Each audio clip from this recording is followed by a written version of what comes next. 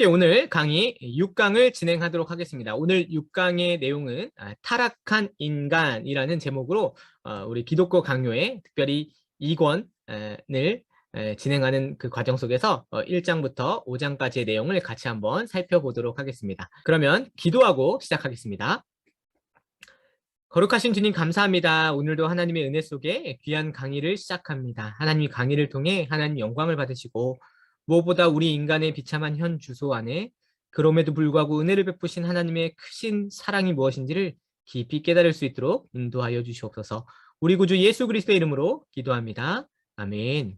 오늘 6강의 내용은요, 특별히 네 부분으로 나누어서 배울 것입니다. 타락한 인간의 현 주소를 볼 것인데요. 이 타락한 인간이라는 건 사실 구체적으로 봤을 때 원죄를 좀 다루게 될 것입니다.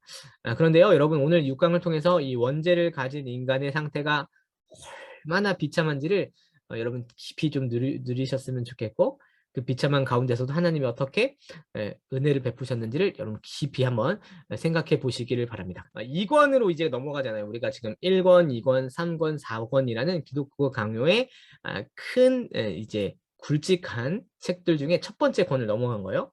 창조주 하나님을 아는 지식의 그 책이 넘어간 거예요. 그럼 이제 2권을 넘어갔을 때 이 2권, 3권, 4권이 어떤 흐름 속에서 이어지고 있는지를 먼저 살펴볼 것입니다. 그래서 기독교 강요의 구조와 흐름을 살펴볼 건데, 사실 이 첫 번째 부분은 여러분 2권 들어갈 때 좀 동기부여를 받으시라고 제가 설명을 하는 것이고, 이미 오리엔테이션 강의 서론에서 1강에서 이미 다루었던 내용입니다. 두 번째, 오늘 이제 본격적인 내용으로 원죄와 박탈당한 자유의지를 좀 살펴볼 것이고, 또 세 번째, 만연한 부패성과 그럼에도 하나님의 일반 은총을 좀 생각할 것입니다. 그리고 네 번째, 그럼에도 끝까지 자유의지가 있냐 없냐 또는 있다라고 옹호하면서 끝까지 그것을 인간에게 선한 소망을 포기하지 않으려고 하는 그런 사람들에 대해서 칼빈이 어떻게 반박하는지를 살펴보겠습니다. 자, 그러면 먼저 2권으로 넘어가기 전에 기독교 강요의 구조와 흐름을 좀 살펴보려고 합니다. 여러분, 기독교 강요의 최종판, 우리가 지금 보고 있는 것은 최종판이에요. 그래서 5판인데 이 초판부터 1, 5, 3, 6의 초판부터 나타났던 그 책이 약 23년간의 개정 속에서 지금의 모습 4권으로 구성된 80장으로 구성된 기독교 강요 최종판이 나온 거예요.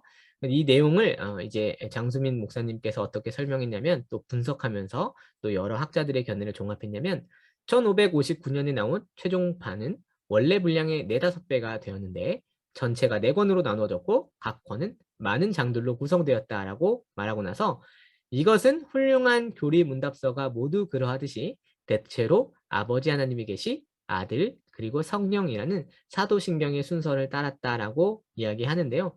정말 그렇습니다. 정말 그런지 안 그런지를 한번 우리 1권부터 4권까지의 내용의 제목을 가지고 좀 한번 추론해 보도록 하겠습니다. 제가 오늘 강의에 앞서서 카카오톡에 1권부터 4권까지 그리고 1장부터 80장까지 소제목, 장 제목들을 쭉 다 기록된 것을 카톡으로 올려 보내드렸어요.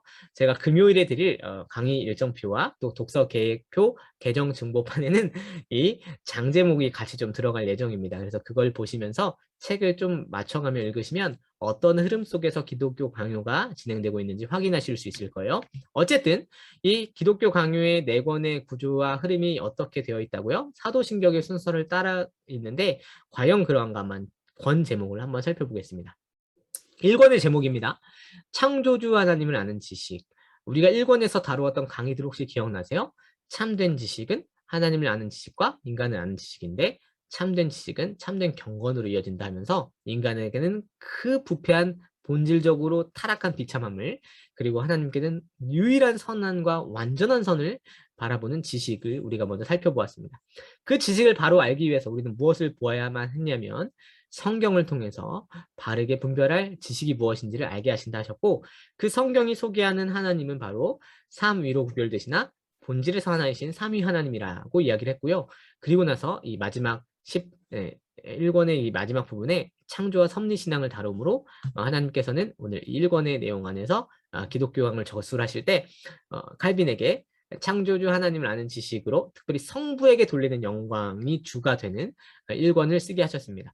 그리고 2권은 어떻게 되어 있냐면, 2권은 바로 제목이 처음에는 율법 아래에서 조상들에게, 이후로는 복음 안에서 우리에게 드러난 그리스도 안에서 구속주 하나님을 아는 지식이라고 제목을 삼고 있어요. 그러니까 이미 이건 제목도 구속주 하나님, 곧 그리스도 예수 안에서, 곧 성자 하나님에 대한 지식을 다루는 것이죠. 이 성자 하나님에 대한 지식을 이권에서 다룰 때 우리는 오늘 타락한 인간, 그리고 율법과 복음에 계시된 구속자 예수 그리스도, 그리고 그리스도의 구속 사역을 앞으로 이권 내용으로 다루게 될 예정입니다. 3권 제목은 뭘까요? 우리가 그리스도의 은혜를 받는 방법이라고 되어 있어서 이게 무슨 성령이랑 연결되나, 성령 하나님이랑 무슨 연결이 되나 할 때 정말 재밌어요. 3권 제목을 삼고 나서 1장의 바로 첫 제목이 뭐냐면, 소 제목이 그리스도의 은혜는 성령의 은밀한 역사를 통해 베풀어진다라고 바로 선언을 해요.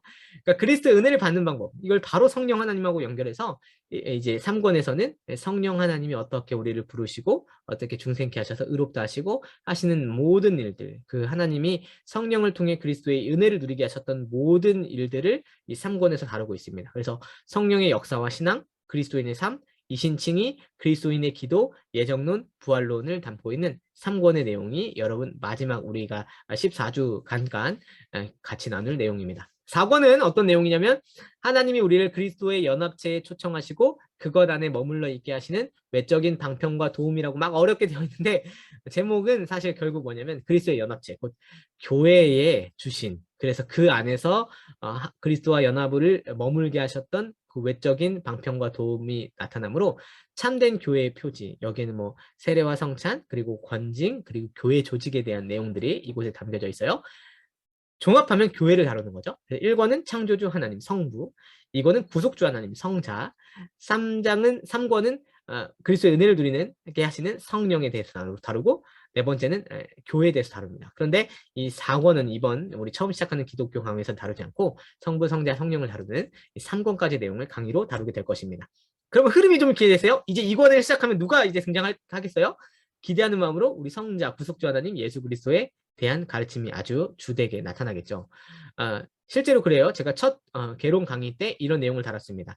초판부터 그리고 최종판까지 어떠한 내용들이 하나하나 정리되었는가 생각할 때, 초판하고 최종판은 분명한 큰 차이가 있어요. 어떤 차이가 있냐면 분명히 구조 안에서 정말로 차이가 있어요. 그리고 칼빈은 이 변화를 아주 만족스럽게 생각을 해요. 그래서 초판보다는 이 칼빈은 최종판을 읽기를 되게 원했던 것 같아요. 본인의 입으로도 이 최종판의 구성이 너무 마음에 든다라고 얘기했거든요. 그래서 초판에는 사실 십계명, 사도신경, 주기도문, 성례를 가르치는 해설하는 내용으로 구조가 되어 있다가, 이것이 증보되고 개정되면서 이 십계명, 사도신경, 주기도문, 성례를 다시 사도신경의 구조로 다시 재편을 한 게 최종판이에요. 최종판에는 하나님 성부, 예수 그리스도 구속주, 성자, 그리고 성령의 역사와 신앙, 그리고 교회라는 1, 2, 3, 4권의 내용을 이 초판에 있었던 내용들을 다 다시 재편함으로 새롭게 순서를 삼고 있는 것입니다.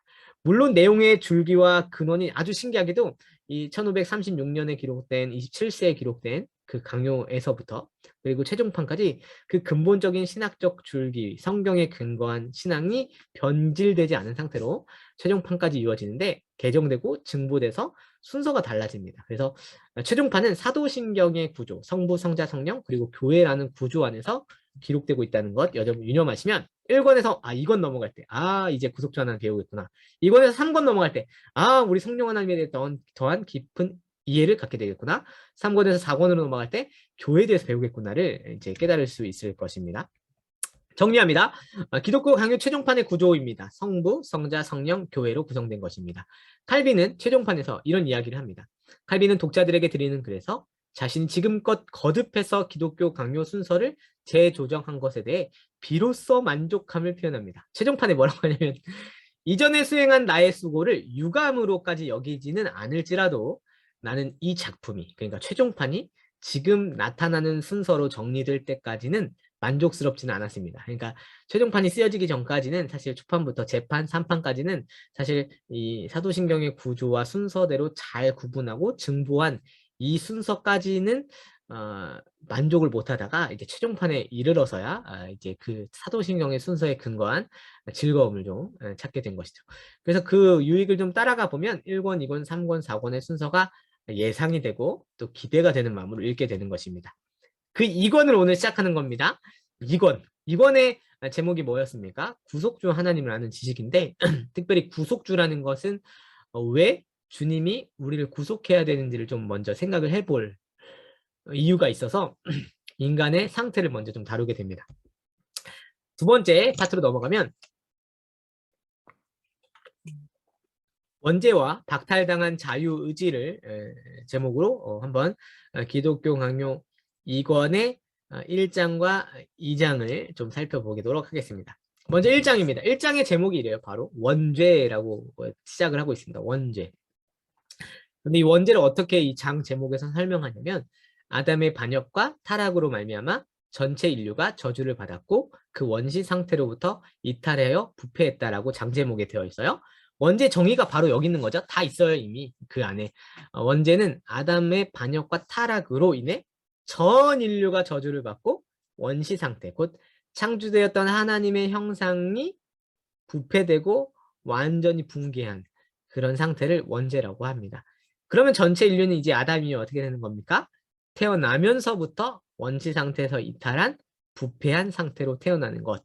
그것이 바로 원죄겠죠. 이 원죄의 시작은 아담의 반역과 타락이고 그 결과는 전체 인류가 저주로 태어나고 이탈하고 부패된 상태로 태어난다는 것을 생각해 보게 됩니다. 이게 원죄고 이게 인간을 이해하는 관점이에요.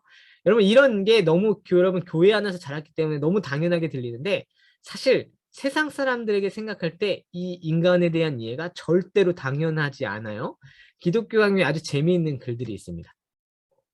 특정한 철학자들이 사람을 알아야 된다, 인간을 알아야 된다 하면서 우를 범하는 기록을 이렇게 칼빈이 적고 있어요. 근데 여러분 이거 한번 생각해봐요. 요즘 이 시대의 사람을 이해하는 방식하고 굉장히 비슷해요. 특정한 철학자들, 즉 그들은 사람이 자기 자신을 알아야 한다고 역설하면서도 그 목표를 자기 자신의 가치와 탁월함을 아는 데에다 두었고 따라서 자기 자신에 대해서 생각하면서도 그저 헛된 자신감에 부풀려지고 교만으로 우쭐해지는 것밖에 가르치지 않았던 것이다. 여러분 이게 1559년의 책인데 사실 16세기의 책인데 이미 그 당시 사람의 본연의 부패한 본성은 끊임없이 무엇을 인간으로 이해하고자 했냐면 인간의 탁월성, 인간의 가치, 그래서 인간에게 마땅히 자신감과 또 마땅한 자부심을 회복하는 데에 인간 이해의 특징을 좀 두었어요. 인간을 알아야 한다면서 인간의 가치와 탁월함을 역설하는데 그 철학에 사용을 했던 것이죠. 근데 정말 그러합니까? 여러분, 정말로 그러합니까? 그리고 이 시대에 이야기하는 우리의 안을, 내면을 또 본질을 끌어내야 한다는 어떤 가치와 방향을 생각할 때 그 인간의 가치와 탁월함을 정말 유념하고 그것의 전체에서 생각하는 게 바른 사람의 이해일까요?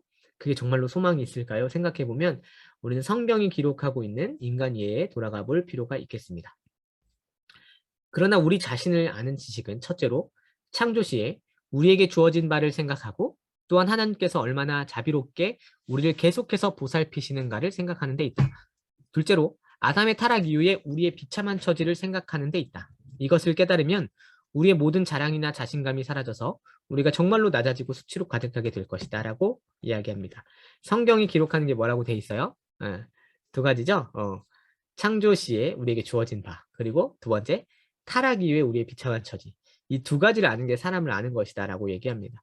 물론 우리의 고귀함과 우리의 뛰어남은 창조시 본연의 원시 상태로 돌아갈 때 하나님이 고안하시고 창조하신 목적에 따라 인간이 얼마나 아름다운지를 생각할 수 있겠지만 그러나 둘째로 반드시 놓치지 않아야 되는 지식은 무엇입니까? 타락 이후에 우리의 비참한 처지를 생각하는 것이죠. 그런데 사람은 어떻게 합니까? 자기 도취에 빠지는 거죠.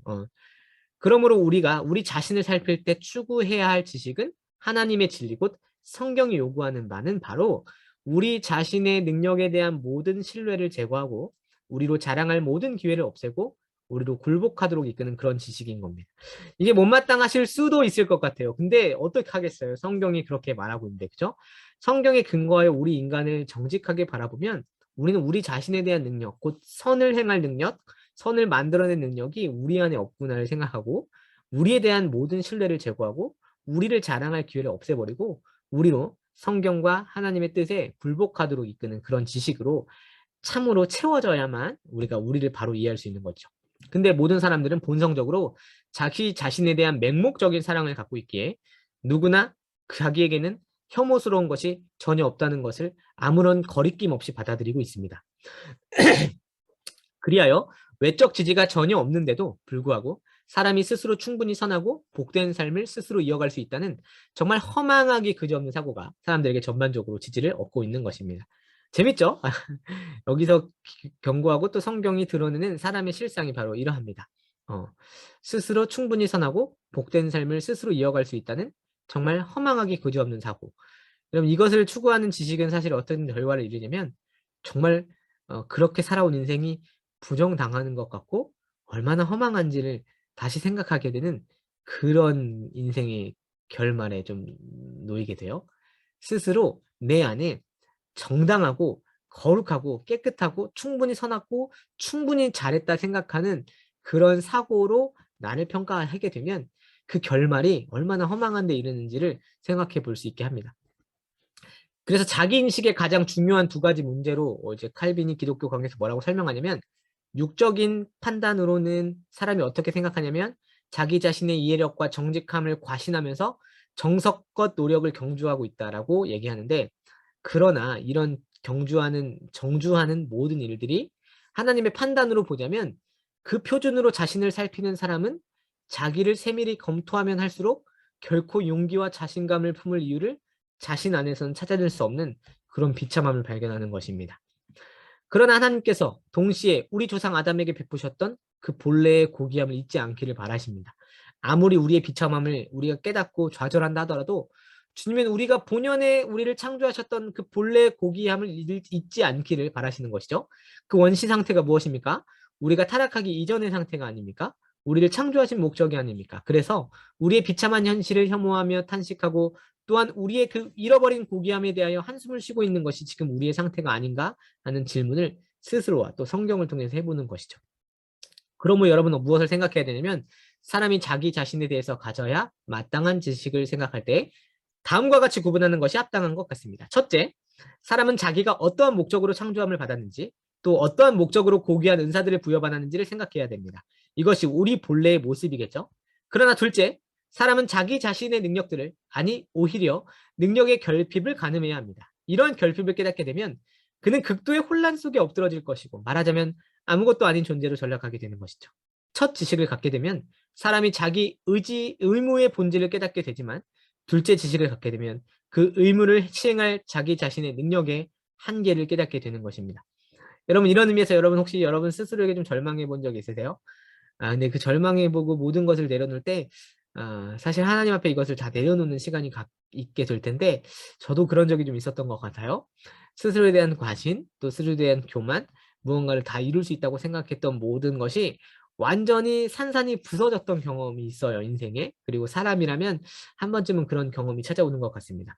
그때 극도의 혼란 속에 저는 일주일 동안 밥을 안 먹었던 적도 있습니다. 그 젊은 10대에 일주일 동안 밥도 안 먹고 내가 아무것도 아니구나 생각했던 그런 묵상의 시기가 있었습니다. 그때는 진짜 어디 누구도 만나고 싶지 않은 그런 골방에 제가 막 숨어 있더라고요. 그런 자리에 철저하게 내가 선을 이룰 수 있거나 다른 사람에게 사랑을 베풀 수 있거나 내 인생의 결과를 가지고 누군가를 부유할 수 있게 할 수 있는 능력이 내게 하나도 없어서 하는 말 행보가 다 상처뿐인 사람이구나를 생각하게 되었을 때 그때 일주일 만에 집에서 나오는데 그때 내게 소망 없는 것을 정직하게 인정할 때 그때 하나님이 부어주셨던 은혜의 그 소망이 얼마나 밝은 빛이었는지를 좀 경험했던 때가 있습니다. 그 두 가지 지식이 다 필요하죠.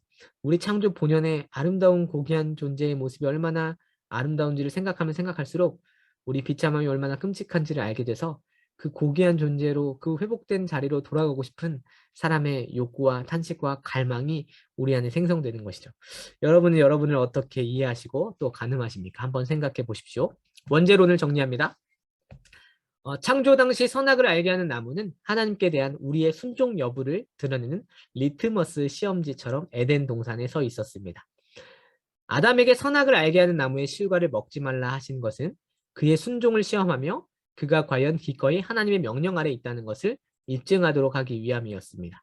하나님께서는 생명나무의 실과를 먹는 한 영생의 하나님께서는 생명나무의 실과를 먹는 한 영생에 대한 소망을 가질 수 있다는 약속을 주셨고 또한 반대로 선악을 알게 하는 나무의 실과를 먹으면 즉시 죽으리라는 끔찍한 경고를 주셨는데 이것이 아담의 믿음을 입증하고 실행하게 하는 것입니다. 이때 아담의 상태는 아시죠? 원시 상태, 곧 선을 행할 수도 있고 악을 행할 수도 있는 자유의지가 있는 상태가 바로 이 원시 상태의 아담입니다. 근데 아담이 어떻게 했습니까? 불행하게도 결과는 비참했으니 아담이 하나님의 말씀을 거슬러 타락하고 말았습니다. 칼빈은 아담의 타락이 하나님께 대한 배신이고 이것이 최초의 죄인 원죄의 성격이라고 정의하면서 인류는 창조 원리에 따라 인류의 대표자인 아담 안에 속했기 때문에 모태에 잉태되는 시점부터 이미 원죄를 타고난다고 가르치고 있습니다. 여러분 혹시 생각해 본 적 있으세요? 아담의 타락이 얼마나 큰 영향을 미쳤길래 고작 그 무언가를 하나 먹은 것으로 이렇게까지 주님이 그 인류 전체, 곧 아담을 시작으로 한, 첫 아담을 시작으로 한 온 인류 전체가 어찌 이 원시 상태를 잃은 타락하고 부패한 상태로 놓여져야 합니까? 뭐 이런 질문 해본 적 없으세요? 어린이 때 참 많이 물어봤던 것 같아요. 이 아담이 범한 게 뭐 그렇게 큰 잘못이길래 하나님은 인류 전체를 스스로 선을 전혀 행할 수 없는 그 죄의 값을 치루어야 하는 사망 상태로 두었는가를 생각해 볼 때 기독교 강령이 아주 그 아담의 죄를 아주 무시무시하게 표현한 것이 있어서 제가 그것을 그대로 인용합니다.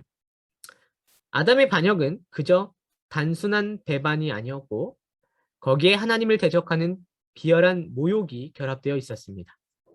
이 첫사람 아담 내외는 하나님께 거짓과 시기와 악의가 있다고 떠드는 사탄의 비방에 그대로 동의한 것입니다. 그러므로 아담은 마귀의 참람한 말에 휩쓸려서 스스로 하나님의 영광을 온통 소멸시키기 위하여 최고의 노력을 기울이는 데까지 나아간 것입니다. 한 말씀 한 말씀 한 구절 한 구절을 생각하면 얼마나 사탄의 그 간계가 또 거짓 괴계가 얼마나 하나님의 영광을 위배하고 떨어뜨리는지 생각해 볼 수 있게 돼요. 과연 그러한가라고 하나님의 말씀에 대해서 의문을 갖고 이것을 하와를 유혹하고 시험하는 데 사용하는 것이죠. 그런데 아담과 하와가 결정한 것은 무엇입니까? 하나님을 대적하는 그 비열한 모욕을 동의하고 나아가 직접 그것을 따서 먹음으로 하나님의 영광을 온통 소멸시키기로 최선으로 다하여 반역하는 사탄의 생각과 도모에 동의하여 행동한 것이죠. 하나님과 같은 위치, 나아가 하나님을 진멸하는 자리로 떨어뜨리려고 하는 인간의 반역의 요체가 선악을 알게 된 나무의 실과를 먹은 데서 드러나는 것입니다. 그 이후에 인간에게 무엇이 있을 수밖에 없냐면 하나님의 언약에 따라 그 나무의 실과를 먹지 말라 먹는 날에는 정령 죽으리라 하신 그 약속에 따라 주님은 인류 전체를 죽음 가운데 두게 되신 것이죠. 이것이 바로 물려받은 부패성인데요. 교부들은 이를 원죄라는 용어를 써서 표현하였습니다. 여기서 죄란 그 이전에 지녔던 선하고 순결한 본성을 잃어버린 것을 의미하는 것이죠. 원죄라는 건 그 이전에 선하고 순결한 본성, 곧 원시 상태에서 이탈하고 부패한 걸 원죄라고 얘기를 하는 것입니다. 이 죄가 어떤 상태까지 있냐면 전인을 부패시켜서 사람의 전부, 머리부터 발끝까지 마치 홍수를 만난 것처럼 완전히 죄에 압도되어서 죄에 벗어나 있는 부분이 하나도 없으며 사람에게서 나오는 모든 것이 다 죄로 물들어 있다는 점만을 간단히 제시하면서 원죄를 마무리합니다. 원죄에 대한 이해가 보이시나요? 원죄는 아담으로 시작되어 그 얼마나 끔찍한 반역의 결과로 인간에게 부패가 처해졌는데 전인이 부패하는 그 원죄 상태가 얼마나 무섭냐면 머리부터 발끝까지 우리가 행동하고 생각하고 표현하고 나타내고 또 움직일 수 있는 모든 것에서 죄가 오염되지 않은 것이 하나도 없다는 거죠. 마치 홍수를 뒤집어 쓴 것처럼 부분 오염된 것이 아니라 모든 악독하고 냄새나고 버릴 것밖에 없는, 사실은 태워버려야 될 만큼, 진멸해야 될 만큼 끔찍한 악의 모든 오염 상태가 인간 영혼과 몸에 깊숙이 그 폐부까지, 그 혈관까지 다 가득해 있다는 것을 여러분 생각해 보아야만 합니다. 그래서 건들고 만지기만 하면 부정해지고 더러워지는 것, 그런 결과를 낼 수밖에 없는 상태라는 게 원죄가 임한, 원죄에 의한 인간의 상태라는 걸 여러분 생각해야 합니다. 그런데 원죄가 무엇을 가져오는지 아십니까? 자유의지를 완전히 박탈시킵니다. 여기서 자유의지라는 건 여러분 제가 좀 구분을 해야겠는데요. 여기서 의지의 자유라는 건, 자유의지라는 건 특별히 우리가 자유가 있다 없다 말하는 그런 자유를 말하는 게 아닙니다. 여기서 자유의지를 생각할 때 여러분 반드시 떠올려야 되는 개념은 무엇이냐면 선을 행할 수 있는 자유, 악을 행할 수 있는 자유. 그래서 선 또는 악을 행할 수 있는 자유의지를 말하는 거예요. 그런데 자유의지가 있습니까? 없습니까? 선을 행할 수 있거나 악을 행할 수 있는 자유의지가 있습니까? 없습니까? 우리는 원죄 이후에 전혀 없습니다를 배우는 거예요. 자유는 있어요. 우리의 뜻과 의지를 가지고 마음대로 행동할 수가 있습니다. 그러나 그 안에 선을 행할 자유의지와 악을 행할 자유의지가 없는 상태로 우리의 모든 자유는 하나님의 은혜 없이는 어떤 결과를 낼 수밖에 없냐면 악을 선택하고 결과를 낼 수밖에 없는 그런 자유만 남아있는 것이죠. 자유의지가 그런 의미에서 박탈되고 없는 상태라고 말할 수 있겠습니다. 죄의 권세가 모든 인류의 영혼을 완전히 지배하여 마치 인류의 주인처럼 행세하고 있음을 보았습니다. 그렇다면 죄의 노예로 전락한 인류에게는 의지의 자유, 여기서 말한 선을 행할 수도 있고 악을 행할 수도 있는 그런 의지의 자유가 얼마만큼이나 남아있을까요? 없습니다. 전혀 없습니다. 하나도 없습니다. 인류에게는. 이렇게 대답을 해야 되는 것입니다. 그런데 세속 철학자들은 뭐라고 떠드냐면 선 또는 악을 선택할 수 있는 의지의 자유가 인간에게 여전히 남아있다고 주장합니다. 그리고 기독교 내부에 아주 무섭게 자리 잡은 이단들도 우리의 힘으로, 우리의 의지로 선 또는 악을 선택할 수 있다고 여전히 주장하는 무리들이 있습니다. 인간의 이성이 올바르게 기능하고 있어서 하고자 한다면 충분히 선한 것을 선택할 수 있다는 논리죠. 하지만 타락한 인간은 선한 것을 선택하지 못할 뿐만 아니라 악한 일조차도 자기 의지로 선택할 수 없습니다. 무슨 말이냐면 인간은 죄의 노예 상태에 있기 때문에 악한 것만 선택하고 행할 수밖에 없는 거예요. 이것도 내가 원해서 하는 것이 아니라 원하지 않음에도 벗어나고 싶어도 그럴 수밖에 없는 상태에 처한 것이 죄의 노예 상태의 인간이라는 것이죠. 하는 모든 행보가 원하지 않는 방향임에도 악으로 나아갈 수밖에 없는 처지가 인간의 처지입니다. 여러분 이것을 깊이 유념하십시오. 죄의 노예로 전락한 원죄 인간의 처지가 이렇습니다. 그 모든 상태를 여러분 가까이서도 멀리 가지 않아도 확인할 수 있을 거예요. 나에게서 그것을 볼 수 있죠. 여러분에게 자유의지는 없습니다. 선을 행할 수 있거나 악한 것을 골라서 선택할 수 있는 의지가 여러분에게는 없습니다. 원죄 인간은 그 행보를 악한 것만 선택하고 행할 수밖에 없는 상태로 놓여져 있는 게 인간인 것이죠. 그러나 여기서 벗어나서 주님이 선을 만드실 때 사람에게 주시는 것이 바로 이제 일반 은총과 특별 은총인데 영적 선과 도덕적 선이라고 얘기를 할게요. 그런 선에 대한 이해와 결과를 낼 수 있는 것은 사람에게 나오는 것이 아니라 하나님의 은혜에 의해서만 가능하다는 걸 이제 좀 설명하려고 원죄의 끔찍한 상태를 좀 이야기한 것입니다. 어쨌든 결론적으로 인간은 어떤 상태라고요? 죄의 노예 상태로 악한 일도 자기 의지로 선택하는 게 아니라 악한 것만 선택하고 행할 수밖에 없는 인간의 비참한 처지, 곧 죄의 노예를 생각해 보게 합니다. 그래서 이런 부분에서 변화를 일으킬 수 있는 유일한 길은 무엇이냐면 사람이 스스로 힘을 내서 하나님과 협력해서 이루어지는 것이 아니라 성령의 능력으로만 영적인 선을 이룰 수 있게 되는 것이죠. 이 부분은 좀 넘어가도록 하겠습니다. 그러므로 여러분은 아우구스티누스의 발언에 귀를 기울여야만 합니다. 하나님께서는 모든 일에서 여러분을 막아주셨습니다. 그러니 이제 여러분이 그렇게 할 수 있는 동안에 하나님의 진노를 막아야 합니다. 어떻게요? 이 모든 것들이 하나님께로부터 왔음을 고백하는 것입니다. 여러분이 가진 선한 것은 무엇이든지 다 하나님께로부터 온 것이고 악한 것은 무엇이든지 여러분 자신, 원죄에서 비롯되는 것입니다. 원죄와 자범죄는 다 우리의 몫이고 선한 것은 우리 하나님의 은혜로만 주어지는 것입니다 라고 고백해야 되고 결국 우리에게 남겨진 처지는 무엇 때문이냐면 우리에게는 죄 이외에는 아무것도 없다는 것을 아주 정직하고 아주 직시하면서 유념하셔야겠습니다. 그런데 이것에 대해서 우리 기독교 역사 가운데 진짜 그 아주 지대한 아주 심대한 이단적 가르침으로 우리의 생각을 뒤틀어서 그 여파와 영향이 지금까지도 우리를 힘들게 하는 이단 한 사람이 있어요. 이단의 괴수 같은 사람이 하나 있었는데 그 사람이 누구냐면 펠라기우스라는 사람이에요. 이 펠라기우스는 원죄를 부정합니다. 원죄를 부정해요. 태어나서 인간이 원죄를 갖고 태어나는 게 아니다. 인간은 선을 행할 수도 있고 악을 행할 수도 있는 상태로 태어나고 우리의 노력과 우리의 공로로 선을 이룰 수 있다고 생각했던 사람이에요. 그 이단적 가르침의 죄의 관점을 한번 보겠습니다. 이런 원죄관을 갖고 있는 게 얼마나 중요한지를 여기서 좀 살펴보려고 해요. 펠라기우스의 잘못된 주장은 다음과 같습니다. 이 펠라기우스는 누구냐면 아우구스티누스랑 큰 대적으로 싸움을 했던 사람이고 결국 펠라기우스가 이단적 정죄를 받게 됩니다. 그 잘못된 가르침을 먼저 말하는 거예요. 오해하시면 안 됩니다. 하나님께서 창조하신 처음 사람 아담은 적극적인 거룩을 받지 못하였다. 아담의 원상태는 거룩하지도 않고 죄성을 갖지도 않으며 선과 악 둘 다 수용한 상태였다. 이미 성경의 기록을 완전히 벗어나는 거죠. 하나님의 형상으로 창조하신 것을 부정하는 거예요. 그는 자유의지와 미정적 의지를 가졌는데 이 양자 중 어느 것이라도 편리한 대로 자유롭게 선택할 수 있었다. 그는 자기가 원하는 대로 죄를 범할 수도 있고 반대로 범치 않을 수도 있었다. 이 부분은 맞아요.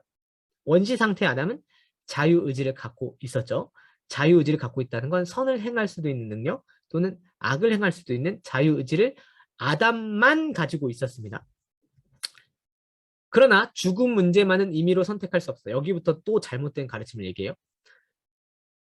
죽음 문제만은 임의로 선택할 수 없었다. 왜냐하면 아담은 이미 자연 법칙적으로 죽음을 받아들일 수밖에 없도록 창조되었다. 그는 그의 본성에 자신의 인생 행로를 좌우할 만한 어떤 선제적인 악을 가지고 있지는 않았지만 죄를 범했다. 하지만 이때 그의 범죄와 타락은 여기서부터 엄청난 문제가 있는 거예요. 그 범죄와 타락은 자기 자신만을 해쳤을 뿐이지 선을 행할 수 있는 인간의 본성에는 어떠한 상처도 입히지 않았다. 그러므로 죄악적 성질이나 죄책의 유전 같은 것은 있을 수 없으니 원죄와 같은 것은 더더욱 있을 수 없다라고 얘기합니다. 그런데 정말 성경이 그렇게 말합니까? 아니죠. 첫사람 아담의 실패를 하나님이 분명히 신약 성경을 통해서 말씀하시고 그리스도 예수께서 둘째 아담으로사 우리를 그 가운데 건져내셔서 선을 이루는 하나님의 백성으로 구원하셨음이 드러납니다. 아담 이후에 모든 인류는 타락해서 로마서 3장에 행하는 모든 것들이 죄뿐이라고 분명히 기록을 하고 있습니다. 그런 의미에서 성경은 원죄를 말하고 있고 인간은 태어나면서부터 죄인이고 죄를 범할 수밖에 없고 범하는 것밖에는 할지 모르는 그런 인간이라고 선언하는데도 불구하고 펠라기우스 뭐라고 합니까? 아담의 범죄는 첫 아담의 범죄는 영향을 미치지 않고 그 대에서 끝이 났고 그 다음 세대는 끊임없이 자기 죄와 또는 자기 선을 선택할 수 있는 상태로 태어난다고 얘기를 합니다. 성경에 없는 얘기를 아주 비꼬아서 이단적 가르침을 가지고 있는 것이죠. 이것이 왜 문제가 되냐면 그리스도 예수의 유일한 구속자 되시는 그 길을 완전히 버려버리게 됩니다. 정말 그래요? 성자가 이루신 일들을 침해하게 됩니다. 아니게 받아들이고 구원의 길을 인간 본성에서 찾는 것이죠. 완전한 문제죠. 인간은 지금도 펠라기우스 계속 잘못 말합니다. 아담의 타락 이전과 같은 상태로 출생한다. 정말 네, 이런 거 읽으면 막 화가 나요. 그래서 사람에게는 죄책도 오염도 있을 수 없다. 어떻게 이렇게 말을 할 수가 있을까요? 그의 본성에는 필연적으로 죄를 낳는 악한 성향이나 욕망이 없다. 성경 완전히 뒤집는 거죠. 다만 아담 이후의 인간과 아담 사이의 유일한 차이를 뭐라고 하냐면 이 사람이 모방이라는 단어를 사용하는데요.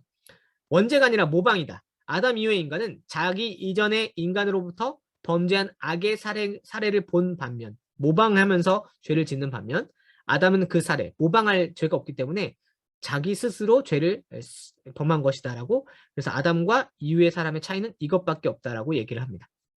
죄는 나쁜 영향이나 잘못된 욕망을 갖게 하는 것이 아니라 다만 의지에 분리된 행위들 뿐이다라고 하나하나 아주 이단적인 죄의 관점을 가지고 나아가죠. 죄는 어떤 경우든지 인간의 스스로의 선택에서 이루어진다. 사실상 사람은 범죄할 필요가 없다. 인간은 아담과 같이 의지의 완전한 자유와 선택과 무관심의 자유를 받았다. 그러므로 그는 어느 때든지 선과 악을 자유로 선택할 수 있다. 그리고 하나님께서 인간에게 선을 행하도록 명하시는 바로 그 사실은 인간이 선을 행할 수 있다는 적극적인 증거를 전제로 했기 때문에 가능한 것이다. 이거는 이후에 성경 구절 좀 가지고 얘기해야 되는데 하나님이 선을 명하시잖아요. 그렇게 명령하시는 거는 인간이 그런 선을 행할 능력이 있기 때문에 명하신 거다라고 이 펠라기우스가 이해를 하는 거예요. 근데 그것이 기독교 강요에서도 이후에 성경 구절에 대해서 반박이 되죠. 그 책임은 인간 능력의 척도이다. 그러므로 그럼에도 불구하고 이 죄가 보편적인 것은 그릇된 교육, 악한 전례, 또 오랫동안의 죄의 습관 때문이다라고 모방해서 인간의 죄를 찾는 거예요. 그런데 그렇지 않습니다. 칼빈의 기독교 강요를 살펴봅시다. 인간은 처음에 하나님의 형상으로 창조되어 하나님께서 더하여 주신 것들, 즉 하나님께 부여받은 찬란한 것들, 하나님의 형상이죠. 그 속에서 그들의 창조주를 공경하고 합당한 감사로 그를 예배하도록 되어 있었습니다. 그러나 인간은 자기 고유 본성의 탁월함에 의존해 그것의 근원과 이유를 망각하고 하나님보다 높아지려고 했습니다. 따라서 인간은 자신이 어리석게 자랑하고 있던 모든 하나님의 특권을 박탈당했습니다. 그리하여 모든 영광을 빼앗겨 상실했음에도 불구하고 인간은 하나님의 풍성한 은혜에 의하여 비로소 자신이 감히 멸시했던 하나님을 인식할 수 있게 되었습니다. 그러므로 아담의 씨로부터 기원을 가는 우리 모두는 하나님의 형상이 씻겨 없어졌고 육에서 육으로 태어납니다. 비록 우리가 영혼과 몸으로 구성된다 할지라도 우리는 오직 육의 냄새만 풍길 뿐입니다. 따라서 우리가 어느 쪽으로 눈을 돌리든지 우리 눈에 보이는 것은 하나님께는 더럽고 불경스럽고 혐오감을 주는 것들 뿐입니다. 왜냐하면 인간의 지혜는 앞을 보지 못하고 한우는 오유에 빠져 항상 하나님의 지혜와 싸우기 때문입니다. 우리의 타락한 의지는 부패한 감정으로 가득 차서 하나님의 의를 증오할 뿐입니다. 우리의 힘은 어떤 선한 일도 할 수 없게 되어 미친 듯이 악으로만 돌진합니다라고 칼빈은 인간을 이해하는 것이죠. 그렇지 않습니까? 여러분, 원죄를 가진 인간의 그 귀결과 아무 능력, 특별히 선을 행하는 능력이 없는 그런 자유의지가 박탈된 상태를 우리는 원죄에서 좀 보게 됩니다. 원죄에 대한 이해를 갖게 될 때 여러분 하나님의 은혜를 정말로 구하게 돼요. 이게 정말 중요합니다. 펠라기우스의 관점으로 사람을 이해할 때 성경을 벗어나는 것뿐만 아니라 하나님의 은혜를 찾지 않고 내 공로와 내 힘을 주장하면서 거기에 의지해서 살기 시작해요. 괴로운 거죠. 그런 펠라기우스의 잔재들이 아직도 기독교 신앙 가운데 많이 남아 있습니다. 하나님의 은혜를 구하지 않는 거예요. 자기가 사실은 비참하지 않은 거지. 자기가 사실은 하나님께 나아갈 근거가 자기 안에 있는 거고 그런 힘을 끝까지 찾으려고만 하는 게 사람의 보편적인 그 완악함입니다. 그러나 성경과 또 기독교 강요에서 우리의 원죄 상태를 바르게 깨달아 보십시오. 그럼 여러분 어떻게 되는지 아십니까? 그 일주일간의 골방에서 뛰어나와서 하나님의 은혜를 그리워하고 그분께 소망을 두고 주님이 답을 주실 것을 기대하면서 그분께 내달리는 게 인간의 인생이 될 수 있는 거죠. 그렇게 되는 것도 성령이 우리를 중생케 하셔서 생명 주셨기 때문에 느낄 수 있는 것이니 여러분에게 주신 그 생명을 누리면서 오늘도 그 원죄와 그럼에도 하나님의 은혜를 찾게 되는 그 선순환적인 방향으로 여러분의 신앙을 잘 누리시기를 바랍니다. 세 번째입니다. 만연한 부패성과 하나님의 일반 은총. 그러면 이 세상은 어떻게 되는 것인가? 원죄로 태어나는 인간들이 온 세상이 가득하다면 어떻게 이 세상 역사를 이해할 수 있는가 생각해 볼 때 우리는 로마서 3장으로 들어갑니다. 만물보다 거짓되고 심히 부패한 것은 마음이다. 누가 능히 이를 알리오마는 여호와께서 하늘에서 인생을 굽어 살피사 지각이 있어 하나님을 찾는 자가 있는가 보려 하신즉 다 치우쳐 함께 더러운 자가 되고 선을 행하는 자가 없으니 하나도 없도다. 그들의 입에 신실함이 없고 그들의 심중이 심히 악하며 그들의 목구멍은 열린 무덤 같고 그들의 혀는 아첨 하나이다. 그들의 총명이 어두워지고 그들 가운데 있는 무지함과 그들의 마음이 굳어짐으로 말미암아 하나님의 생명에서 떠나 있도다. 그들이 감각 없는 자가 되어 자신을 방탕에 방임하여 모든 더러운 것으로 욕심으로 행하되라고 구약과 신약 전체가 기록하고 로마서 3장은 그것을 집약해서 표현하고 있습니다. 그렇지 않습니까, 여러분? 우리 인간의 역사를 어떻게 살펴보십니까? 우리가 심히 부패한 마음이 어떤 결과를 이루어내고 있는지, 사람이 더 많이 가질수록 얼마나 악독한 일들을 자행하는지를 여러분 볼 수 있게 될 것입니다. 사람을 가운데 하나님이 선을 행하는 자가 있나 찾아보려고 하셨지만 하나님이 찾아도 찾지 못하는 것이 인류이라면 감히 이 인류에게 선을 행할 능력이 있다라고 감히 하나님도 그런 사람이 하나도 없다고 선언하셨는데 사람에게 선을 행할 능력과 의지가 있다고 자유의지가 있다고 선언을 하면 하나님의 평가를 얼마나 뒤집는 것이고 나아가 하나님의 그 설명과 또 하나님의 말씀을 얼마나 부인하는 것이 되겠습니까? 이와 같은 말씀 속에서 우리가 분명하게 발견되는 진리는 인간의 본성은 전적으로 부패하여 있으므로 인간에는 하나님의 긍휼하심 이외에는 그들을 구해낼 수 있는 것이 아무것도 없음을 그들에게서 가르치는 것입니다. 그런데 이런 반문을 할 수 있겠죠? 주위를 둘러보면 하나님을 믿지 않아도 탁월한 품행을 갖고 있는 사람이 있는데요. 하나님을 믿지 않아도 존귀한 성품을 가진 사람들이 있는데요. 하나님을 믿지 않는 사회여도 뭔가 선을 만들어내는 결과물이 있지 않습니까? 그런 걸 근거로 그들은 주장하길 사람 안에 본성 안에 선이 있는 거 아닙니까? 라고 말하는 사람들이 있을 때 아주 명확하게 성경에 근거해서 칼빈이 이런 얘기를 합니다. 그것은 그들 안에 거룩한 성품이 원래부터 있었기 때문이 아닙니다. 그럼 무엇입니까? 전적으로 부패한 본성 안에서 하나님의 은혜가 역사했기 때문입니다. 하나님의 은혜는 부패한 본성을 완전히 변화시키는 중생의 은혜가 아니라 타락한 본성을 억제하는 은혜입니다. 이걸 일반 은총이라고 할게요. 특별 은총은 우리가 중생하여 하나님을 바라보고 주 예수 그리스도를 믿는 믿음 안에서 삼위 하나님을 바르게 깨닫는 것을 우리는 하나님의 특별 은총이라고 얘기를 한다면 구원을 얻는 지식을 얻게 되는 건데, 일반 은총이라는 건 무엇이냐면 부패한 본성을 그대로 내버려 두지 아니하시고 그 타락한 본성을 억제하는 은혜예요. 그래서 때론 주를 믿지 않아도, 때론 주를 알지 못해도 그 본성이 악으로 내달리지 않도록 주님이 일반 은총 가운데 성령으로 역사하사 제한하시고 역사 가운데 좋은 제도를 만들 수 있도록, 또는 선한 결과를 낼 수 있도록 사람의 부패한 본성이 내달리지 않도록 제약하시는 은혜에서 선이 비롯된다라고 설명합니다. 그 말은 누구나 하나님의 은혜 없이는, 하나님의 제한하시고 도우시는 힘 없이는 누구나 다 악으로 내달릴 수밖에 없는 것이죠. 생각해 보십시오. 여러분, 곱비 풀린 말이 아주 사납게 내달릴 때 얼마나 끔찍한 일들이 자행될 수 있는지를 생각하는 것이죠. 그러나 주님은 그 모든 영역 속에서 특별 은총을 통해 하나님의 백성들을 중생하게 하시지만 나아가 모든 사회가 그 악으로 인하여 진멸되거나 지구가 무너지지 않도록 주님은 그 악을 억제하사 때로는 우리 눈에 선으로 보이는 것들도 하나님의 은혜 가운데 만들어내시는 것이죠. 그러나 중요한 것은 무엇입니까? 그러나 중요한 것은 하나님의 역사의 이 특별 은총을 좀 생각해야 되는데, 성도들이 거룩한 삶으로 변화될 수 있는 근거도 전적으로 하나님의 은혜이고, 회심도 그 하나님의 은혜의 역사 가운데 있다는 것을 여러분 깊이 유념하셔야겠습니다. 우리가 스스로 착한 일을 시작한 것이 아니라 하나님의 은혜의 그 근거가 있는 것입니다. 우리가 선한 의지를 품은 결과 하나님의 은혜가 임한 것이 아니라 하나님의 은혜가 임한 결과 우리가 선을 행할 의지를 갖게 되었다는 것 기억하셔야겠습니다. 전적으로 부패한 의지가 선한 의지로 완전히 새롭게 탈바꿈되도록 하는 것은 누구의 역사에서만 가능한 것이냐면 바로 하나님의 전적인 은혜로만 가능한 것이 있다는 걸 생각해 보셔야겠습니다. 그러면 여러분, 세상을 바라볼 때 선이 조금이라도 보이거든. 그것이 영적인 선, 우리가 기독교적으로 이해하는 그런 선을, 그래서 하나님을 기쁘시게 하는 선을 볼 뿐만 아니라 때로는 우리 눈에 이거 참 잘했다 보이는 것들, 사람의 성품이나 제도나 다른 이들을 돕는 여러 가지 사업들을 생각할 때 이런 선을 보게 될 경우에 그 사람의 노력과 최선에 우리가 박수를 치는 것도 옷 입는 수단으로서 중요하지만 그 근원에 더 높여서 하나님 이 모든 선의 근원이 오직 하나님께만 있습니다 라고 선언해야 되는 신앙이 필요한 것이죠. 그렇다면 사람이 바른 의지를 갖는 것이 그 자신에게서 비롯되는 것이 아니라 창세전에 우리를 택하신 그 동일한 기쁘신 뜻에서 비롯되는 것이라고 보아야 합니다. 여러분, 칼빈의 노력을 좀 보세요. 칼빈은 끊임없이 이 모든 선과 모든 아름다운 일들이 하나님께 있다는 걸 끊임없이 생각하면서 자신의 삶, 역사, 문화를 바라보는 거예요.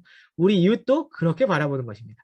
끊임없이 하나님께 영광이요 하나님의 은혜가 되는 것이 무엇이고 하나님을 높이는 것이 무엇인지를 유념하면서 세상을 바라볼 때 정직하게 선은 하나님께만 있습니다라고 고백하게 되는 것이죠. 순전히 은혜로 되는 것이다 라고 선언을 하는 것입니다. 그런데 여러분, 아주 펠라기우스의 잔재들이 이렇게 남아있는 것들이 있어요. 그런 게 혹시 여러분 설교 가운데 들리거든 잘 분별하셔서 들으셔야 돼요.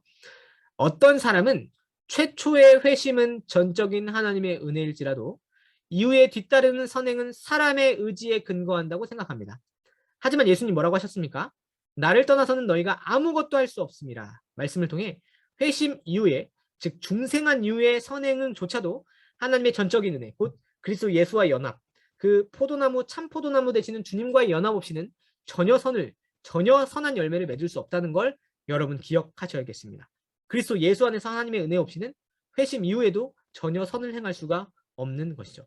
우리가 하나님을 위해 선한 일을 행한다 했을지라도 그러면 그 선한 행동의 공로가 조금도 우리 몫이 될 수는 없는 것입니다. 의지가 없는 사람으로 하여금 의지를 갖도록 은혜가 앞서서 역사하는 것이고, 의지를 갖는 사람으로 하여금 헛되이 의지를 발휘하지 않도록 은혜가 뒤따르는 것입니다. 그런 의미에서 은혜에 의하여 자유의지를 얻는 것입니다. 은혜에 의하여 자유를 얻는 것입니다. 그래서 오늘 어거스틴의 가르침 5가지, 전적으로 은혜에 의지하는 인간의 자유의지, 그러니까 인간의 자유의지, 곧 선을 행할 자유의지가 성립되려면 하나님의 은혜에 반드시 전적으로 귀속돼야 돼요. 하나님의 은혜에 근거한 사람의 자유의지는 가능한데 사람에게는 자유의지가 없습니다. 이걸 좀 분별해서 생각을 해봐야 돼요. 자유롭게 행동하고 선택하고 자기 뜻과 의지로 막 활개칠 수 있는 자유가 있지만 선을 만들어낼 수 있는 또는 악을 분별하면서 선택할 수 있는 자유의지라는 게 인간에게는 본성 가운데 없는 거예요. 원죄 때문에. 그래서 이것에 대한 어거스틴의 가르침 5가지를 정리해 보겠습니다. 첫째, 인간의 의지는 자유에 의하여 은혜를 얻는 것이 아니라 은혜에 의하여 자유를 얻는 것입니다. 아시겠죠? 순서상. 네. 두 번째, 그 동일한 은혜를 통하여 마음이 감동을 받아 기쁨이 일어나고 의지가 생겨나 인내하며 절대로 무너지지 않는 강건함을 얻게 됩니다. 이것도 은혜로 시작해서 은혜로 지속되는 겁니다. 셋째, 은혜가 의지를 지배하는 동안에는 의지가 절대로 무너지지 않으나 은혜가 떠나면 의지는 곧바로 무너집니다. 그런 의미에서 사람이 선을 행하는 모든 시작과 마침과 결과까지도 은혜 없이는 하나도 되지 않는 것이죠. 넷째, 하나님의 값없는 긍휼하심으로 말미암아 인간의 의지가 선하게 변화되며 한 번 변화되면 끝까지 그 상태로 인내한다. 이걸 이제 나중에 견인으로 좀 설명할 수 있는데 그 이제 칼빈주의 5대 교리의 어떤 핵심적인 부분이 이제 어거스틴에서부터 다 끌어오는 거예요. 즉 초대 교부들부터 성경의 가르침에 근거하여 최선을 다해 이해한 사람들이 사실은 그 칼빈주의 5대 교리나 관련된 견인을 다 설명할 수 있게 되는 것이죠. 하나님의 은혜로 시작된 것, 하나님의 은혜로 마칠 때까지 주님이 끌어가신다는 것입니다. 다섯째로 인간의 의지를 선하게 변화시키며 또한 변화된 이후 그 상태로 끝까지 인내하는 일은 전적으로 하나님의 뜻에 달려있으며 절대로 인간의 공로에 달려있는 것이 아니다라고 끊임없이 우리 하나님의 영광을 생각하면서 이 모든 일을 가르치고 있는 것들을 여러분 생각해 보십시오. 자유의지를 논할 때 우리는 과연 사람이 외부의 방해에도 불구하고 자기가 행하기로 결심한 바를 실행에 옮겨서 완수하는 것이 허락되어 있느냐, 그 결과를 묻는 것이 아닙니다. 결과로 손이 났냐 안 났냐를 물어보는 것에서 자유의지를 찾는 것이 아니라 자유의지 자체가 있냐 없냐 생각할 때 정말 한번 정직하게 물어보라는 것이죠. 그 사람이 어떤 일에서 그 판단과 선택과 의지에 끌리면서 과연 자유롭냐를 한번 물어보라는 것입니다. 여러분 안에 하나님의 은혜 없이는, 중생하시게 하신 하나님의 은혜 없이는 여러분이 행하는 것과 그 의도와 그 욕심과 탐욕 안에서 정말 어떠한 방해도 없이, 어떠한 끌림과 경향도 없이 정말 선택해서 중립적으로 선을 행할 수 있는 자유함이 여러분에게 있냐는 질문을 해보는 것이죠. 그 질문에 대해서 어떻게 대답할 수 있습니까? 없다라고 대답을 해야 되는 것입니다.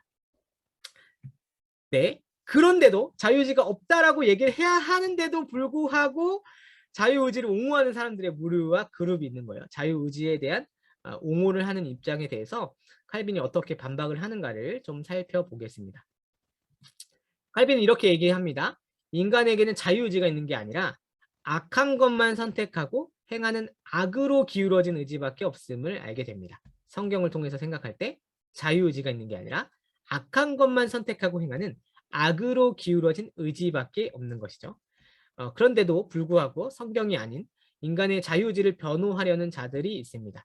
여기서 칼빈은 그들의 주장을 하나하나 반박하기 시작하는데요. 첫 번째 그들의 주장입니다. 인간이 필연적으로 죄를 지을 수밖에 없다면 그것은 죄라고 볼 수 없는 거 아니냐라는 주장인데요. 하지만 필연적이게 죄가 아니라는 주장은 성경적이지 않습니다. 인간의 타락은 하나님이 창조에서 비롯된 것이 아니라 어디서 비롯된 것입니까? 인간의 자발적인 불순종에서 비롯된 것이기 때문입니다.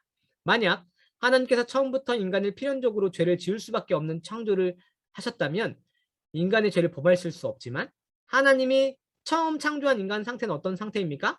필연적으로 죄를 지을 수밖에 없는 존재가 아니라 죄를 지을 수도 있고 선을 행할 수도 있고 하나님의 말씀을 지킬 수도 있고 지키지 않을 수도 있는 첫 원시 상태는 하나님의 형상을 갖고 있는 그래서 지혜와 지식과 거룩이 있는 그런 상태로 창조하셔서 그 첫 아담만이 자유의지를 갖고 있었어요. 그렇기 때문에 이 자유의지를 가진 아담이 범한 죄에 대해서는 아담에게 죄의 책임을 돌려야지 하나님께 그 책임을 돌릴 수는 없는 것입니다. 둘째, 하지만 태초의 인간은 하나님의 형상대로 흠과 부족함 없이 창조되었지만 그럼에도 불구하고 첫사람 아담이 하나님께 반역함으로 모든 인류가 반역의 책임을 지게 된 것이죠. 두 번째 반론입니다. 덕행과 악행들이 의지의 자유로운 선택에서 비롯되는 것이 아니라면 사람이 그로 인해 벌을 받고 상을 받는 것이 모순이라는 주장이죠. 성경에 보니까 벌을 받는 사람이 있더라. 근데 상을 받는 사람도 있더라. 이게 뭐냐? 사람이 선을 행하거나 악을 행하는 자유의지가 없다면 어떻게 상을 주거나 벌을 받게 할 수 있겠느냐 할 때 심지어 그들은 무엇이라 말을 하기까지 하냐면 만일 우리 속에서 역사하는 것이 하나님의 은혜라고 한다면 칼빈이나 또 초대 교부들부터 나타나는 역사적 기독교의 가르침이 진짜라고 한다면 사실 상을 받아야 되는 건 우리가 아니라 하나님 은혜가 상 받아야 되는 거 아니냐라고 사실 일종의 비하와 조롱을 담아서 얘기를 하는 것이죠. 어떻게 반론합니까? 형벌을 먼저 생각해 봅시다. 그것이 우리에게 베풀어지는 게 지극히 공정하죠. 우리의 자발적인 욕심으로 죄를 짓는 것이라면, 자유로운 판단에서 죄를 짓든 속박을 받는 상태에서 죄를 짓든, 죄를 짓는 것 자체가 우리라면, 우리의 인격이, 우리의 의지가, 우리의 뜻이 죄를 짓는다면 형벌 받는 게 아주 당연한 거 아니냐라고 얘기하는 거죠. 악으로 기울어진 본성을 가지고 있다 하더라도, 원죄 상태에 있다 하더라도 죄에 대한 책임을 누가 지는 거냐면 죄를 범한 그 당사자가 범하는 게, 책임을 짓는 게 마땅한 것 아니냐라고 얘기하는 것입니다. 그렇죠? 형벌은 쉽게 그렇게 이해할 수 있습니다. 형벌은 누가 받는 것이냐면 죄를 범한 당사자가 받는 게 형벌이죠. 상급에 대해서는 아우구스티누스의 견해를 끌어옵니다. 우리가 마땅히 받아야 될 게 형벌받을 법밖에 없는데, 그러면 어떻게 하십니까? 하나님께서 우리가 받아야 마땅한 형벌을 주지 않고 받을 자격도 없는 우리에게 은혜를 베푸시는 것이죠. 우리 자신만 보면 우리는 아무것도 아니지만 죄가 우리 자신의 것이요 공로는 하나님의 것이지만, 우리는 뭐 형벌을 받아야 마땅한데도 상급이 임한다면 그것은 우리의 공로가 아니라 그 자신이 주신 은사들에 대해서 주시는 것이다. 어려운 말인데, 하나님이 주시는 은사에 대해서 하나님이 영광을 받으셔야 함에도 불구하고 그 상급을 우리에게 주시는, 하나님이 부여해 주시는 은혜라는 것이죠. 그러므로 자유의지가 성립되지 않으면 공로도 없어질 것이라는 이 헛된 두려움 일랑 던져버리십시오. 너에게 있는 것 중에 받지 아니한 것이 무엇이냐? 내가 받았으니 어찌하여 받지 아니한 것 같이 자랑하느냐 하는 하나님의 말씀을 여러분 깊이 유념하여 기억해 보십시오. 셋째, 그들의 주장입니다. 모든 사람이 전적으로 타락한 본성을 가지고 있다면 선한 사람과 악한 사람을 구분할 수 없다는 주장을 하는 것이죠. 그런데 사도 바울 역시 의인은 하나도 없나니 하나도 없다고 얘기를 했습니다. 그러나 우리는 그와 함께 모든 사람들이 악 가운데 머물러 있지 않는 것은 하나님의 긍휼하심 때문이라고 첨가합니다. 모든 사람이 동일한 영혼의 질병을 앓고 있을지라도 주님께서는 택한 자들에게 치료의 손길을 베푸셨습니다. 그 결과가 어떤 사람들은 부패한 상태에서 그들의 인생을 죄로 허비하지만 어떤 사람들은 끝까지 주 안에서 인내하는 것이죠. 이 부분에 대한 반론은 어떻게 하는 것이냐면, 모든 사람들이 악 가운데 머물러 두지 않도록 하나님이 하나님의 은혜로 구원하신 백성들이 있다는 것이죠. 택한 자들에 대한 이야기를 하는 것입니다. 이것은 이후에 예정론에 대해서 다룰 것이기 때문에 그 반론, 그렇게 주장한 것까지만 멈추고 넘어가도록 하겠습니다. 넷째, 전적으로 타락하여 순종할 능력이 없다면 성경의 교훈과 책망도 무의미하다는 주장인데요. 그 권면을 다음과 같이 이해할 때 유효합니다. 첫째, 그 권면들은 마지막 날 심판대 앞에서 악한 자들을 정죄하는 기준이 될 것이다. 이것이 첫 번째 기준이 됩니다. 두 번째, 어떤 의미에서 이런 교훈과 책망이 유효하냐면, 하나님께 성령을 통해 그 권면을 도구로 사용하셔서 택함 받은 성도들을 더욱 분발하게 만드시기 때문입니다. 첫 번째, 심판의 근거가 되기 때문에 이 교훈과 책망을 하셨고, 두 번째, 이제 성령 하나님의 은혜로 중생한 백성들은 이 교훈과 책망을 보면서 정말 어떻게 할 수 있냐면, 책망에 대해서는 귀를 기울여 우리 자신을 반성하고 자성하고 돌이켜 교훈에 대하여 하나님의 은혜로 그리스도와 연합하여 그 선을 행할 자리로 하나하나 한 걸음 한 걸음 나아가는 것이죠. 우리의 능력으로 하는 것이 아니라 하나님의 은혜로, 하나님의 전적인 능력으로 의지하여 그 선을 행할 자리로, 그 교훈의 길로 걸어가는 것입니다. 교훈과 책망이 없다면 악을 심판받는 자들의 정죄하는 기준이 무엇인지도 우리가 알 수 없을 뿐만 아니라, 성경의 교훈과 책망이 없다면 우리가 중생한 상태로 어떤 것이 하나님의 뜻과 의지인지 알지 못한 채 우리 멋대로 그 길을 걸어가겠죠. 그러나 이 모든 것을 성경을 통해 주심이 얼마나 감사합니까? 결국 율법도 그런 의미에서 이제 하나하나 율법의 기능도 이제 이후에 살펴볼 거기 때문에 이 부분에서는 좀 간략하게 넘어가도록 하겠습니다. 율법에 대해서는 어떻게 이해를 해야 되는가? 그들은 어떻게 잘못 얘기하냐면, 율법이 주어졌다는 건 율법을 지킬 능력이 인간에게 있다는 것 아니냐라고 할 때, 성경은 율법을 지킬 능력이 인간에게 있다고 말하지 않습니다. 여러분 이거 분명히 아셔야 돼요. 성경은 율법에 대해 인간의 능력을 가늠하는 척도가 아니라 인간의 죄인됨을 확증하는 기준이라고 합니다. 이 말 정말 좋았어요. 율법은 인간이 죄인됨을 확증하는 기준입니다. 마치 엑스레이나 MRI나 CT처럼 우리가 어떤 상태인지를 명확하게 가르쳐주는 것이죠. 그러므로 율법이란 인간의 자유의지를 옹호하는 것이 아니라 오히려 인간이 악으로 기울어져 있는 의지, 죄의 노예 상태에 있음을 더욱 분명히 드러내는 증거입니다. 그렇다면 율법의 참된 기능은 무엇일까요? 이제 이후에 있을 내용들을 잠깐 간략하게 알려주는 것입니다. 율법을 통해 자신의 타락한 본성을 발견하고, 마치 CT나 MRI처럼 그 결과 스스로의 능력으로는 도저히 구원에 이를 수 없음을 알게 됩니다. 그리하여 우리는 어디를 향하냐면 예수 그리스도, 예수님을 유일한 구원자로 의지하고 인정하게 되는 것이죠. 그러면서 아우구스티누스가 율법에 대해 이렇게 얘기합니다. 하나님께서 우리가 할 수 없는 일을 명하시는 것은 우리가 하나님께 무엇을 구하여야 할지를 알게 하시기 위함이다. 멋지지 않아요?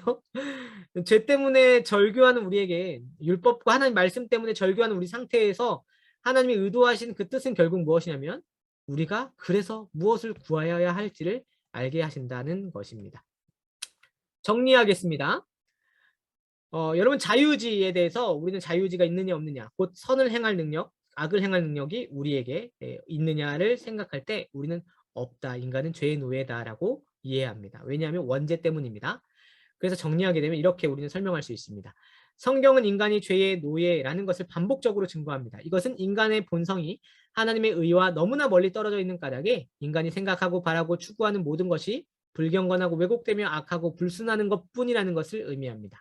죄의 독에 깊이 빠진 인간의 마음은 오직 죄의 열매만을 맺을 수 있을 뿐입니다. 그렇다 하더라도 그 이유 때문에 인간이 어떤 강력한 필연에 의해 죄를 짓도록 내몰렸다고 생각해서는 안 됩니다. 인간은 전적으로 죄를 짓기 쉬운 자신의 의지로부터 범죄합니다. 죄의 노예 상태를 말하는 거죠. 인간은 자신의 감정이 부패해서 모든 하나님의 의를 철저하게 싫어하고 온갖 종류의 악을 향해 마음을 불태우기 때문에 인간이 소위 자유의지라는 선과 악을 선택할 수 있는 자유 능력을 타고났다는 말은 부정됩니다. 이해하시겠죠? 자유의지가 없는, 악을 행할 수밖에 없고 악을 행하는 것밖에 할 줄 모르는 의지만 남아있는 인간의 상태가 원죄 상태의 인간이라고 볼 수 있겠습니다. 여러분, 이 모든 것을 통해서 알아야만 하고 깨달아야 될 것이 있다면 그 유익은 무엇일까요? 여러분, 다시 여러분의 눈을 들어서 고귀한 게 무엇인가를 한번 생각해 보세요. 아까 제가 첫 강의 서두에서 읽었던 것처럼 하나님께서 우리 조상 다윗에게 베푸셨던 그 본래의 고귀함, 여러분 한번 생각해 보십시오. 원시 상태가 뭘까? 타락하기 이전의 상태가 뭘까? 우리를 창조하신 목적이 뭘까? 그것을 갈구하면서 갈망하면서 그것을 구하는 것입니다. 첫째, 사람은 자기가 어떤 목적으로 창조받았는지, 어떤 목적으로 고귀한 은사들을 부여받았는지 생각하고, 둘째, 내 결핍, 능력과 능력의 결핍을 가늠하면서 엎드리고 주님께 구해야 될 것이 무엇인지를 분명히 깨닫는 여러분이 되시길 바랍니다. 오늘 무려 1시간 20분 동안 배웠네요. 이렇게 강의가 점점 길어지는지 모르겠습니다. 근데 특별히 이 1장부터 5장의 내용이 아주 방대한 내용인지라 하나도 좀 그냥 가볍게 넘어갈 수 있는 사안이 아니라서 좀 오늘 강의를 좀 진행하게 됐습니다. 그러나 오늘 강의를 통해 여러분이 유념할 유일한 사실이 있다면 그것은 무엇이냐면 아담의 타락 이후에 원죄 상태의 인간이 얼마나 비참한 상태이신가, 그것을 좀 잘 생각하시면 좋겠습니다. 그리고 한 번쯤은 그 죄가 가져온 현실 때문에 한번 절규해 보세요. 꺼이꺼이도 한번 울어보시고 한번 때로는 그런 죄에 대한 직면이 여러분으로 하여금 고귀한 상태로 돌아가고 싶은 은혜, 그리고 은혜를 구하는 그 자리로 내게는 능력 없기 때문에 하나님께 구해야 될 것이 무엇인지로 향하게 하는 은혜의 자리가 될 것입니다. 그런 은혜가 여러분에게 있길 바라고, 또 원죄론을 통해서 여러분 우리의 자리와 처지를 깨닫되, 그러나 구속주 하나님 예수 그리스도를 통해서 어떤 이 일들을 율법을 통해서 드러내시고 복음을 통해서 알게 하신 구속주 하나님에 대한 지식이 무엇인지를 이제 이권을 통해서 하나하나 발견할 때 이 원죄 상태의 비참함에 처해 있는 우리가 어떻게 놀라운 하나님의 은혜를 발견하게 되는지를 기대하면서 강의를 기대하시고 또 준비하시고 매주 잘 읽어오셔서 강의에 잘 수강하는 데 어려움이 없으시기를 바랍니다.